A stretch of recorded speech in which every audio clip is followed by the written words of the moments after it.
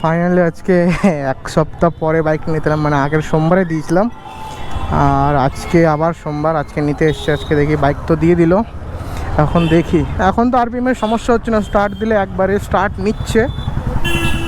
তো দেখি চালিয়ে কিছুটা দূর গিয়ে আবার আমি একটু ব্রেক নেব, তারপর আবার স্টার্ট দেবো, তখন দেখি হয় কি না।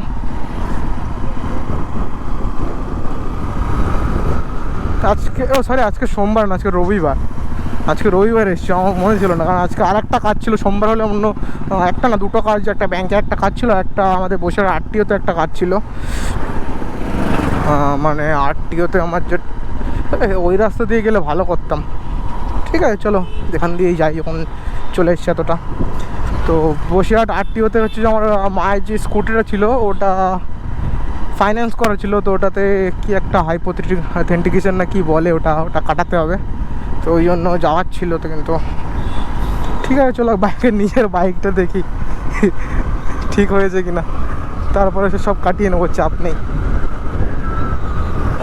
বললো শুধু যে থ্রটেল বডিটাই ক্লিন হয়েছে, অন্য কিছু এখনও কাজ করেনি মনে হচ্ছে। বিল নিয়েছে 280 টাকা, যদিও বাইক ওয়ারেন্টির মধ্যে ছিল। প্রবলেম হচ্ছে দেখি তাও টাকা নিচ্ছে কেন জানি না। তাহলে আর ওয়ারেন্টির কী মানে জানি না আমি।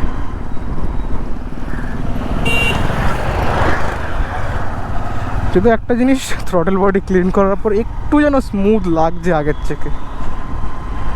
থেকে অল্প একটু স্মুথ হয়েছে। এমনি তো এই গাড়িটা ব্যাপক স্মুথ, মানে এসপি 125 এই সেগমেন্টে খুবই স্মুথ, কিন্তু তার থেকেও আগের থেকে একটু স্মুথ মনে হচ্ছে। এখন কতদিন ঠিক থাকবে বাইকটা সেটাই দেখার, আর আদৌ ঠিক হয়েছে কিনা। বাড়ি গেলেই বোঝা যাবে, কারণ বাইকটা না সবসময় যে তো ওরকম করছে যে বন্ধ হয়ে যাচ্ছে ওরকম ব্যাপারটা না। ব্যাপারটা বন্ধ কখন হচ্ছে, এর যখন কোথাও একটা চালাচ্ছি লংয়ে, মোটামুটি 10-15 কিলোমিটার চালাবো, তারপরে বাইকটা রাখবো আধ ঘন্টার জন্য। যেই রাখবো তো মোটামুটি আধ ঘন্টা রেখে স্টার্ট দিলেই সমস্যাটা শুরু হয়ে যাচ্ছে।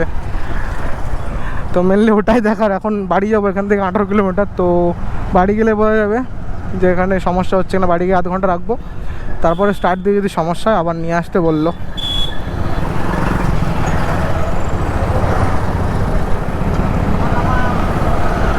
সত্যি স্মুথ লাগছে হেভি, আগে এতটা স্মুথ ছিল না মনে হয়, দারুণ স্মুথ হয়েছে। থ্রটেল বডিটা ক্লিন করার পর তো দারুণ লাগছে। শুধু আমার এটার ব্রেকটা ভালো লাগে না, ব্রেকটা এর খুব একটা কনফিডেন্স পায় না কেমন একটা ব্রেকটা। এসপি 125-এর ফ্রন্ট ব্রেকটা খুব একটা ভালো না, আর রেয়ার ব্রেক তো লাগাই না।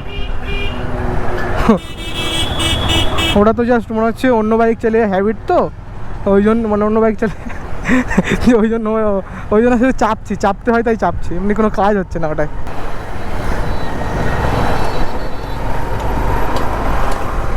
চলো জায়গা পেলাম একটু টেনে বেরিয়ে যায়।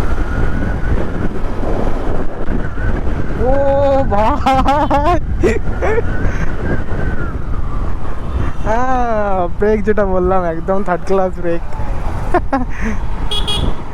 যাক বাইক থামছে এটাই ভালো, বেশি শিকায়ত করে লাভ নেই। ঠিক আছে চলো চলো।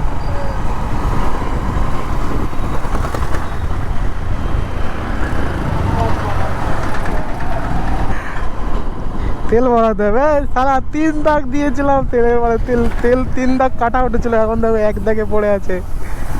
কতটা চালিয়েছে কে জানে। যা হোক চালাক, সমস্যা নেই, বাইক ঠিক হলে হলো। বাইকটা দেখে নেওয়া হলো না, সাইড ফাইডগুলো কোথাও দাগ ফাগ লাগিয়েছে কিনা, ওইভাবে তো নিয়ে চলে আসলাম।